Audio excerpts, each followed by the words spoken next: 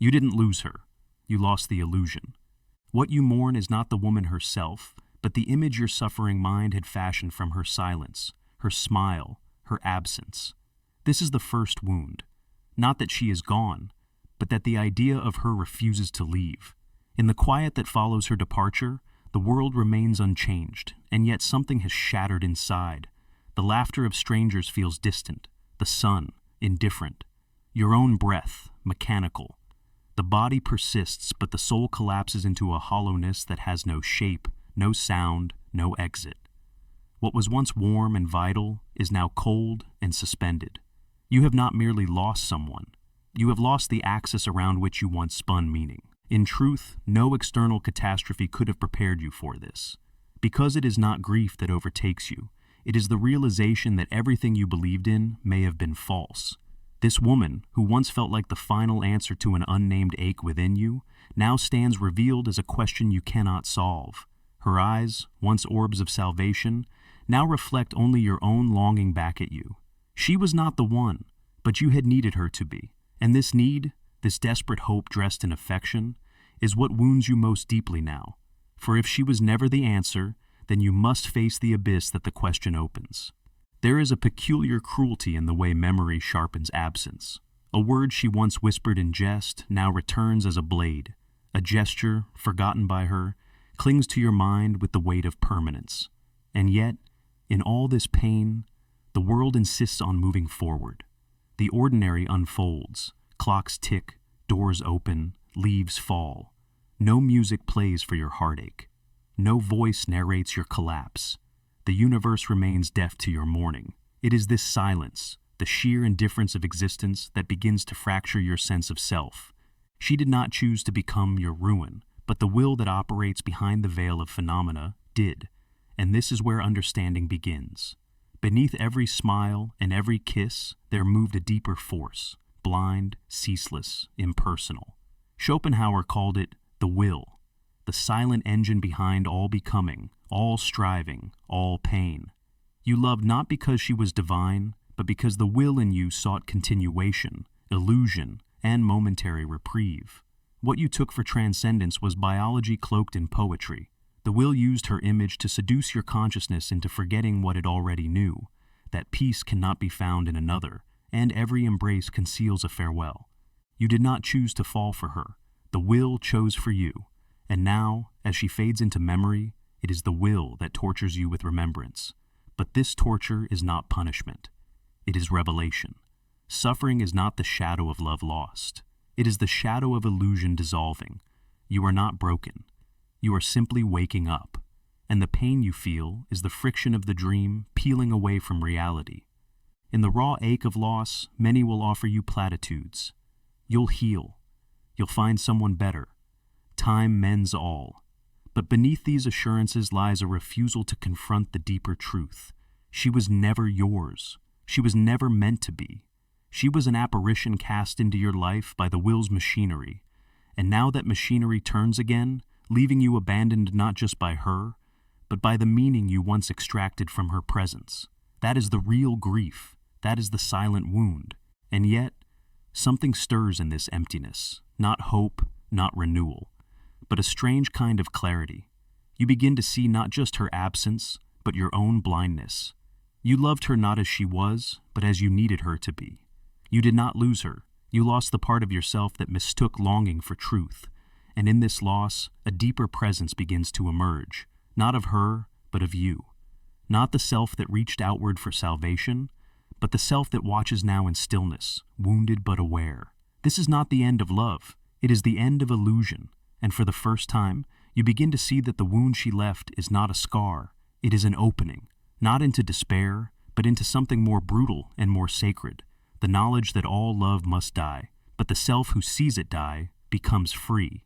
This is the beginning, and it had to begin with pain, because without pain, there is no awakening. Without the collapse of the dream, there is no return to what is real. She wasn't the one. She was the lesson, and the lesson has just begun.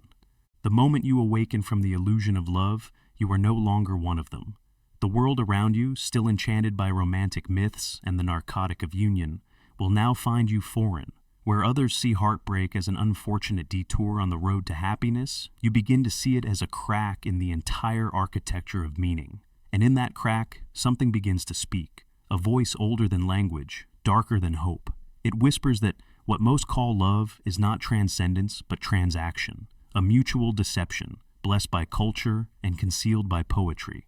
And when you see this clearly, you become a stranger in your own species.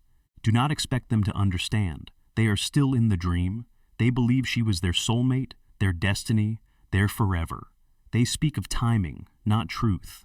They say the right person came at the wrong time, never questioning whether the entire notion of rightness is itself an invention to comfort a longing that cannot be satisfied. They are not dishonest. They are enchanted. But enchantment cannot bear witness to awakening, and so they will reject you, not with cruelty, but with discomfort. You are the mirror that disturbs their sleep. Schopenhauer understood this rejection well. He knew that to think deeply is to cease belonging. The more one sees, the less one fits. And love, in its cultural form, is the great binding myth, woven into songs, stories, religions. To question it is to question the very foundation of collective delusion. So, when you say she wasn't the one, they will assume you are bitter. When you say she was the lesson, they will assume you are broken, but you are neither. You are simply not deceived. What they call love is, in truth, the will's mechanism for reproduction, wrapped in illusion and lit with the fire of longing. You are not drawn to her essence, but to the possibility of forgetting yourself in her arms. The world applauds this forgetting. It calls it passion, romance, soulmates. But forgetting the self is not enlightenment. It is surrender to the will's tyranny. And when that illusion ends, the world calls it tragedy. But you must call it clarity. She did not betray you. She fulfilled her role. She entered your life, evoked the dream, and then vanished, leaving behind the ashes of meaning. This is not cynicism. This is metaphysical realism. The will does not care for your happiness. It cares only for its own perpetuation. Love is merely the bait, and most are content to take the bait again and again, mistaking the cycle for significance. But once you see the pattern, you are cast out. No longer are you a participant in the great charade of romantic salvation. You are an observer, and observation is exile. You will hear them say, "Don't give up on love," but they do not understand what you have given up. You have not given up on connection or tenderness or the mystery of intimacy. You have given up on the lie that someone else can complete you. You have renounced the illusion that union can save you from the ache of being. And in doing so, you have stepped outside the tribe. The collective no longer speaks your language. They mistake your silence for sadness, your detachment for despair. But you know the truth. You are not grieving her. You are grieving the loss of the illusion. There is a loneliness in this clarity. To see the machinery of desire behind every gesture of love, to see the will moving through flesh and word and gaze, it is to live without the comfort of enchantment. But what you lose in comfort, you gain in vision. And that vision, though it isolates you, liberates you. You are no longer a prisoner of longing. You no longer chase shadows. And yet, even in this exile, there remains a question that haunts you. If love was an illusion, was anything real? Did she ever care? Did you? Or were you both just vessels of the will, speaking borrowed words in pursuit of a dream neither of you could define? This doubt is not weakness. It is the threshold of philosophical awakening. When the world rejects your clarity and you feel the cold of abandonment, not just from her, but from the dream itself, know that you are not lost. You are simply outside the circle, and outside the circle is where truth begins. So do not mourn her acceptance. Mourn the collective that taught you to seek completion through another. Mourn the culture that made you believe pain was proof of love. Mourn the myth that seduced you into servitude. And then release it all. Let the rejection come. Let them call you bitter, broken, disillusioned. You are not here to be understood. You are here to see. Now you live on the far shore of human longing. The bridges have burned, not in fire, but in silence. There is no return to what once felt warm and full of promise. You no longer look for her in the faces of strangers. You no longer expect her name to echo in your dreams. The ache remains, but it no longer begs to be answered. It simply exists, like a landscape after the storm, ruined, still, and strangely beautiful in its desolation. This is internal exile, not a place, but a condition. Not isolation from others, but a final separation from the world's illusions. She did not leave you, she revealed you. And now, what you face is not heartbreak, but the mirror of your own metaphysical solitude. This is the solitude that was always there, hidden beneath gestures, beneath hope, beneath the dream of a shared destiny. You see now that all your reaching, all your tenderness, all your devotion were offerings made not to her, but to the fantasy of escape. Escape from what? From the unbearable burden of existing without justification, from the terrible truth that no one else can bear the weight of your being. Schopenhauer knew this solitude. He did not romanticize it. He named it. He sat with it. He listened to the will within it and heard only hunger, formless, ceaseless, cruel. The will wants to continue, and it does so through us, through our illusions, our stories, our loves. But when you see the will for what it is, a blind force disguised as feeling, you cannot help but step back. And in stepping back, you become untouchable, but also unreachable. That is the price of truth. The others will call you cold, unloving, distant. But in reality, you have simply ceased to hallucinate meaning where there is none. This exile is not punishment. It is clarity. But clarity is not comfort. There are no soft edges here. No one to say, I see you, I need you, I will stay. The words ring hollow now, not because they were never spoken, but because you now understand why they were. You understand what moved her lips, what lit her eyes, what pulled her toward you only to pull her away. It was not love, it was the will, and the will is not personal. It is the same force that moves the tides and devours its young. And yet, within this desolate understanding, something shifts. You are no longer trying to be chosen. You are no longer pleading with fate to return what it has taken. You stand alone now, and you do not flinch. This is the liberation of exile. When you no longer crave belonging, you begin to belong to yourself. The silence you once feared becomes your cathedral.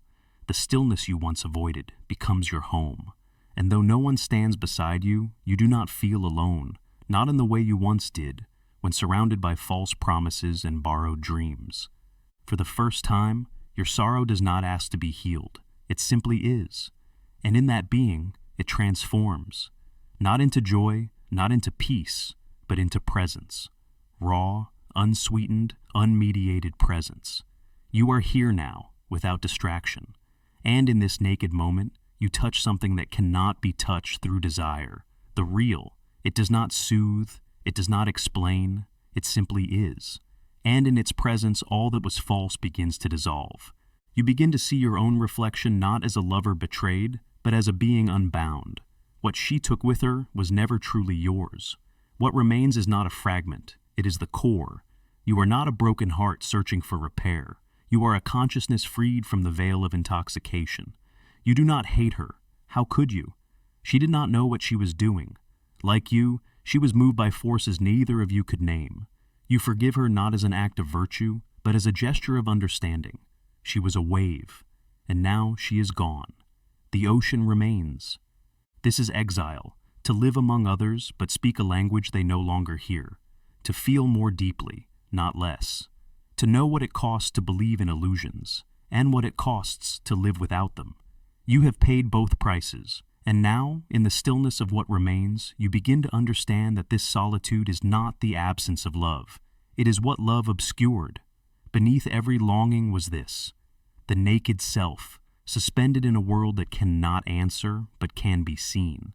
Let them call you distant. Let them say you have changed. They are not wrong. You have changed. You have returned to the place you never truly left, the quiet center untouched by hope. And from this center, you see her, not as angel, not as traitor, but as flame. She burned through your illusion, and in the ashes, something eternal glows. Not her, not even you, but truth. It is here, amid the ruins, that something quiet and strange begins to stir. Not joy, not hope, but a stillness with weight. You are no longer trying to return to who you were. That self, tethered to the illusion of being completed by another, is gone. And in its absence, a new figure rises. Not a healed person, but a seeing one. Not one who seeks union, but one who understands separation. The recovery is not a rebuilding. It is an unmasking. What did you recover?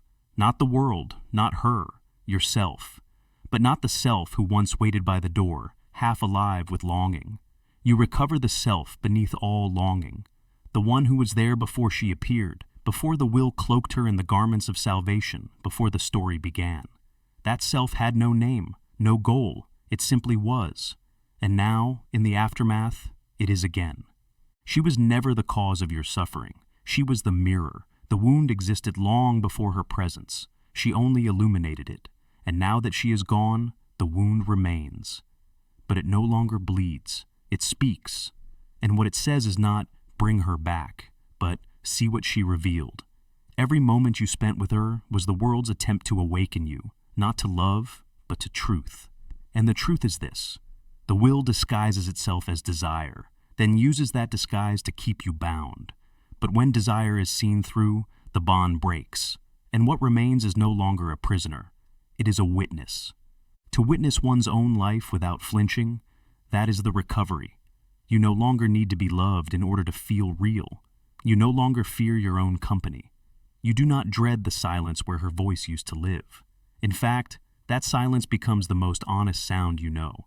It tells you everything the dream concealed. It says, you are enough, not because you are powerful, not because you are wanted, but because you are awake.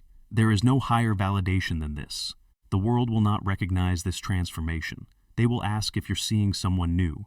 They will hope you are moving on. But what you are doing cannot be named in their language. You are not moving forward. You are standing still, and in that stillness, you are dissolving everything that once enslaved you. You do not escape the past. You metabolize it. You carry it not as grief, but as insight. You walk with it, not to return to love, but to see clearly what love had hidden. You understand now that love, as most know it, is not a gift, but a projection. We do not love people. We love the way they reflect our hunger back to us. And when they stop reflecting it, we say they changed. But they never changed. We simply awoke. She did not fail you. She showed you the limits of your own illusion. And when she left, she handed you a truth you could never have received without the pain, that nothing outside you can complete what is infinite within you. And so, you stop looking outward, not because you are bitter, but because you finally understand that no one else can carry your soul. No one else can rescue you from the silence. They may walk beside you. They may share warmth, but they cannot fill the void. And the void is not a flaw. It is your foundation. To see this is not to become cold. It is to become free. This freedom is not ecstatic. It is solemn, like a prisoner who has lived decades in darkness stepping out into a bleak, open plain. There are no cheers, no celebrations, only wind and sky and the vast quiet of being. But in that quiet, there is no fear, because you are no longer dependent on illusions to survive. You know that everything can be lost, and still, you will remain. You know that even without her, you are whole, not in a romantic sense, but in a metaphysical one. You do not forgive her to release her, you forgive her to unchain yourself. She was a lesson in disguise, and now the disguise has dropped. What remains is not a person, not a memory, but a realization. You do not need to be needed. You do not need to be desired. You do not even need to be understood. You only need to see clearly, and now you do. She wasn't the one. She was the threshold. Through her, you crossed into yourself. She arrived as a promise. She departed as a teacher. And now, as you walk alone, you carry not her love, but her lesson. Not as a burden, but as a lantern. There comes a moment, long after the tears have dried and the stories have grown quiet, when you sit alone, not in sorrow, not in bitterness, but in a silence so vast it feels like the very ground of being. This is not the loneliness you once feared. It is not the void you tried to fill with her voice, her body, her imagined eternity. It is something else, something nobler. It is solitude, not as punishment, but as presence. Not as exile, but as return. You have not ascended. You have descended deeply, unflinchingly, into the truth. And in that truth, there is no one left to blame. Not her, not fate, not yourself. The drama has ended, the curtain has fallen, and what remains is the stage stripped bare, the simple wooden boards, the quiet air, the light spilling in without performance. This, too, is life. Not the story, but what holds the story, not the love, but what survives its end. Schopenhauer wrote that life swings like a pendulum between pain and boredom, and yet, in rare moments when the will is still, when desire ceases not in fulfillment but in exhaustion, a space opens. This space is not happiness. It is not relief. It is lucidity. And lucidity is the closest thing to freedom a human being can know. You feel it now, not as ecstasy, but as stillness, not as conquest, but as surrender. You have nothing, and therefore nothing can be taken. She was never yours, and this no longer wounds you. It liberates you, for what is truly yours cannot be lost, and what can be lost was never truly yours. You do not romanticize what you shared. You do not diminish it either. You let it be what it was, a passing form, a dance of appearances, a lesson encoded in touch and silence. She came, she left, and you remained, not unchanged, but unveiled. This unveiling is sacred. It strips you of false longings, false futures, false selves. You are no longer chasing meaning in another's eyes. You are no longer crafting salvation out of skin and conversation. You are here, alone. And in this aloneness, you meet the only presence that does not leave, your own awareness. It is not loud. It does not flatter. But it does not abandon. The world may still call to you. Songs of love may still stir the embers. Faces may still pass that remind you of her. But the grip is gone. The spell has lifted. You see through the veil, and you do not wish it back. For all its warmth, it was a mask. And now, unmasked, you walk without a name. Not as lover, not as victim, not as exile, but as witness. She wasn't the one. There is no one. The idea itself is a cruelty, the promise of completion through another. You no longer want completion. You want reality. And reality is not cruel. It is just indifferent. In its indifference, it gives you space. Space to breathe without clinging. Space to see without seeking. Space to be without becoming. You are not above love. You are beyond the illusion that love is owed, earned, or eternal. If it comes again, you will see it for what it is, a fleeting glimmer in the river of will. And you will not drown. You will watch. You will feel. But you will not kneel. For you have touched something more constant than her hands, more honest than her goodbye. You have touched the solitude that is your birthright. This is not a tragedy. It is a clarification. The story did not end. The story ended you. And from that ending, something vast began. Not a new desire, but the end of needing to desire at all. She taught you nothing she intended. She became the lesson by leaving, and you, by surviving it, became free. If this echoed something in you, leave a trace below. Write the line you'll carry with you.